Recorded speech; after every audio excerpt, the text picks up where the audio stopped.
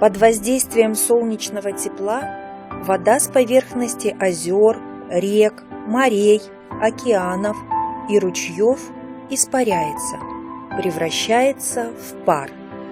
Пар очень легкий, он поднимается вверх. Чем дальше от поверхности Земли, тем воздух холоднее.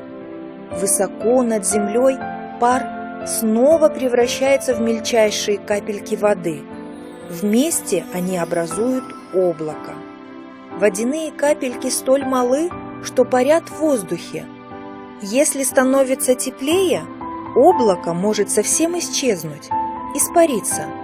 Если же холодает, капельки группируются, увеличиваются в размерах. Такие капли становятся уже слишком тяжелыми. Они падают на землю, идет дождь.